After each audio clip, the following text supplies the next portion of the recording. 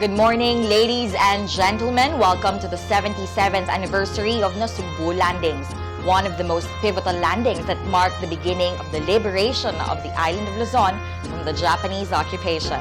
We shall commence with a message from the Philippine Veterans Affairs Office Administrator, Undersecretary Ernesto G. Carolina.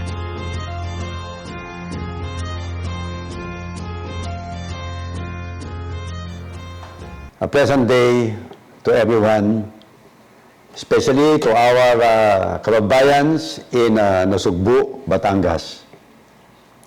Today, we commemorate the historic landings of the Allied forces in Nasugbu, Batangas.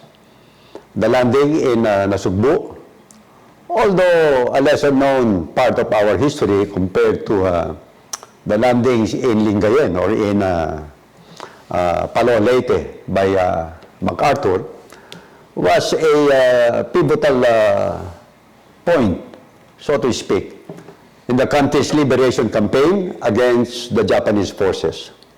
As a gateway to both Manila and the surrounding provinces in the south, the American forces and the Filipino guerrillas were able to coordinate attacks from Nasugbu that would hasten the liberation of the island of Luzon. The 4-kilometer strip of Nasugbu Beach bore witness to the Nasugbu landings of the combined Filipino and American forces on January 31, 1945. As a strategic location in southern Luzon, the Nasugbu Beach was chosen as a landing site for specific reasons. The United States 11th Airborne Division commenced a para-drop landing on the shores of Nasugbu in an attempt to hold the southern Japanese occupation forces and prevent them from repositioning northward to engage the U.S. 6th Army in the liberation of Manila. Meanwhile, the amphibious landing of troops and military equipment and supplies in Nasugbu was ordered by General Douglas MacArthur to establish a line of advance to Manila from the southwest. It was also the best place to land for the 41st Infantry Division, the General Headquarters Reserve Unit that was scheduled to move to Luzon to reinforce the U.S. 6th Army. Nasugbu also became the base from where the Allied forces launched campaigns to liberate Batangas and the provinces south of Manila. On the day after the Nasugbu landing, the Allied forces and the Hunters ROTC, with the help of other guerrilla units, set off to attack enemy defenses in the mountainside. Specifically, the Hunters of Magallanes, Indang, and Bailen, belonging to the 48th Special Regiment under Lieutenant Colonel Leopoldo Coronel, were able to neutralize enemies in Mounts Batulao and Talamitam. At the same time, the 511th Paratroop Regiment of the Airborne Division landed on Tagaytay Ridge and neutralized all enemy resistance in Tagaytay and outlying areas. The Nasugbu landing was generally unopposed due to the good coordination and site preparation by the Filipino guerrilla units in Batangas. The Hunters ROTC guerrillas supplied the liberation forces with crucial information, including the terrain, the water depth, and nature of Japanese defense installations ashore to ensure the safe landing of troops in Nasugbu. Meanwhile, the Nasugbu Phil-American irregular troops contributed significantly by performing intelligence and sabotage work even prior to the landing of the liberation forces. Communication and supply lines of the Japanese forces were cut, and civilians were guided to facilitate their escape and evade enemy capture. When the 11th Airborne Division landed, they provided guides to help in pursuing the retreating Japanese forces. Today, as we commemorate the landings in Nasugbu, we also remember the selfless contributions of our Filipino veterans who fought and defended the nation even before the return of the Allied forces. As a tribute to their sacrifices, allow me to humbly ask everyone to partner with us and join us in reliving these heroic deeds and sacrifices of our veterans. After all, their stories of bravery are stories worth retelling over and over again. Let us then work together in instilling the values of patriotism and love of country to our youth, our future defenders and future leaders. 77 long years may have passed, but our debt of gratitude to our veterans will never wane. It is the solemn duty of each one of us to preserve the freedom they passed on to us if we are to pay that debt of gratitude. Thank you, and a pleasant day to everyone. Thank you very much, Yusek Carolina. This time around, let us watch an audio-visual presentation of photos immortalizing this historical event and narrating how the Nasugbu landings helped turn the tides of war in the Philippines.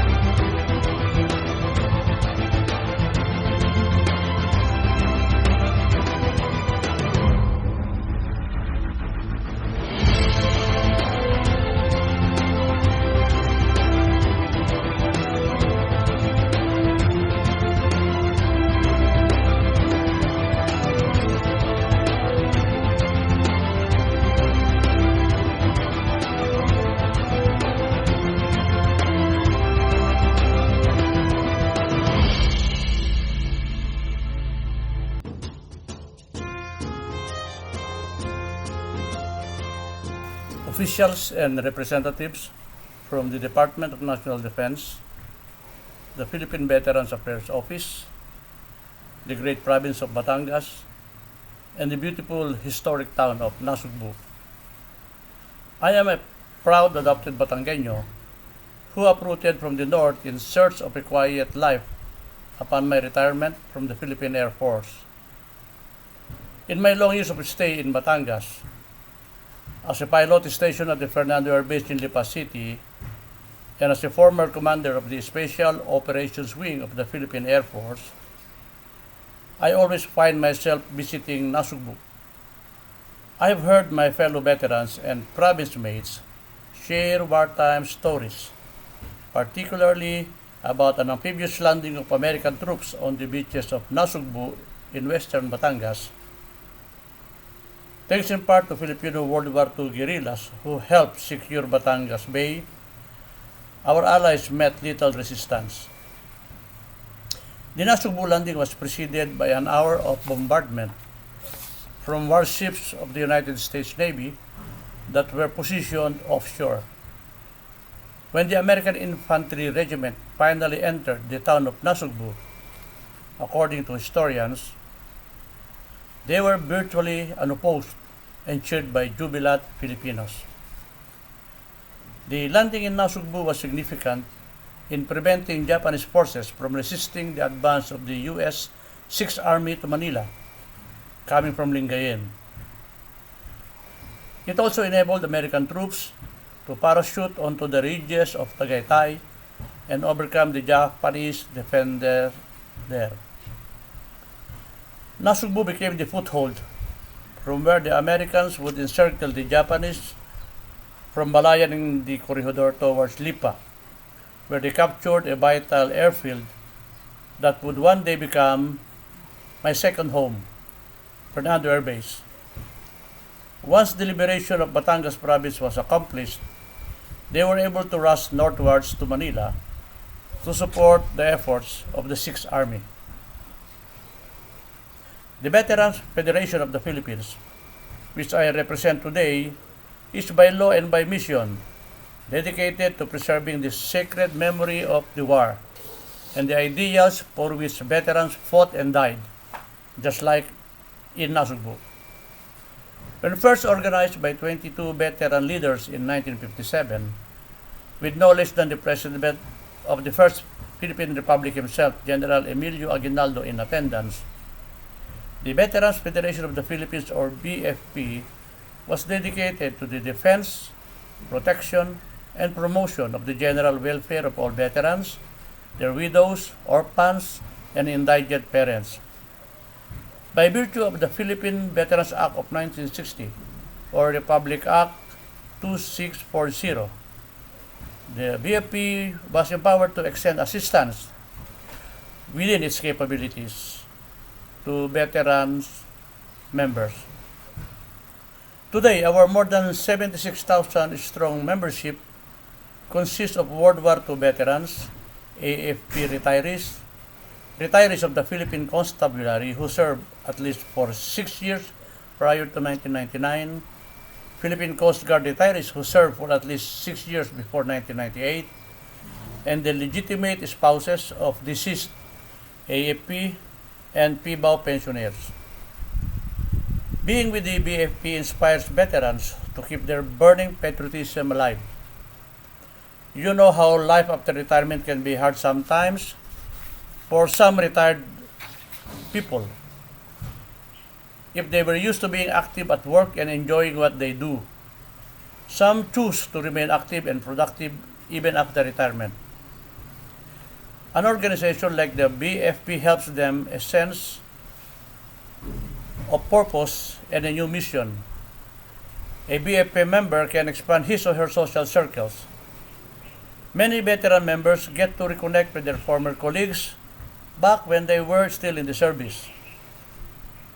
The organizations they belong to can plan, execute, and achieve their common goals, mainly for the betterment and welfare of their fellow veterans. They also got invited to important annual historical commemorations such as this one. And of course, being in an organization has benefits. BFP provides a variety of benefits for a very low cost of annual membership. I wish to send my warmest greetings, particularly to our BFP frontliners in Nasugbu and across Batangas province. For those veterans and retirees who are not yet registered members of BFP, please find your nearest veteran organization in your area so you can also join our ranks. Meron po tayong Veterans Assistance Center sa my main gate ng Fernando Air Base na ang tawag ay landing. Pwede po tayong pumunta doon para mag-apply ng membership sa Veterans Federation of the Philippines o mag-renew ng mga dokumento sa PIBAW at sa PGMC. Thank you very much again and have a great celebration in Nasugbu. Finally, here with us this morning is the representative of the 1st District of Batangas, Honorable Maria Elenita Ermita Buhay.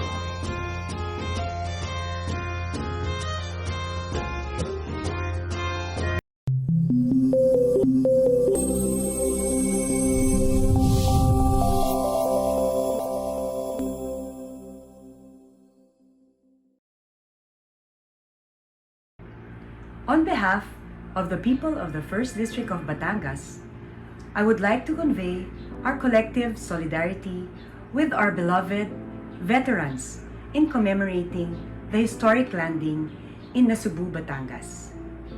It is the great philosopher George Santayana who said that those who fail to learn the lessons of history are bound to repeat its mistakes. What we commemorate today is a reminder of this advice.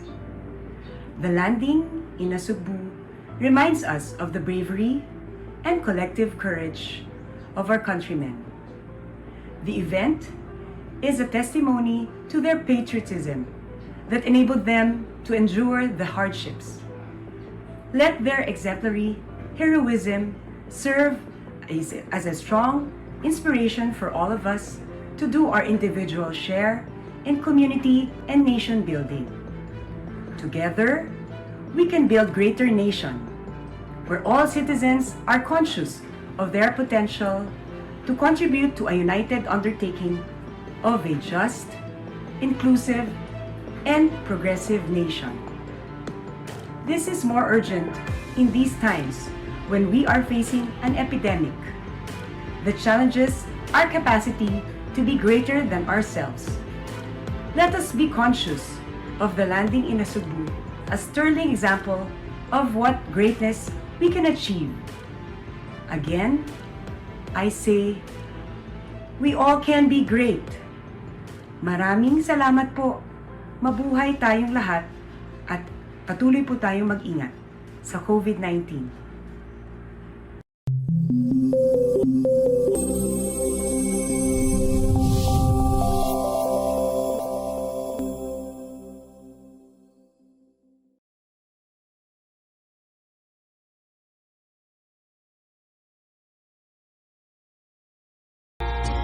And that concludes our virtual commemoration of the 77th anniversary of Nasugbu Landings. I am Felicia Lois Lania. Thank you very much for joining us this morning and stay safe, everyone.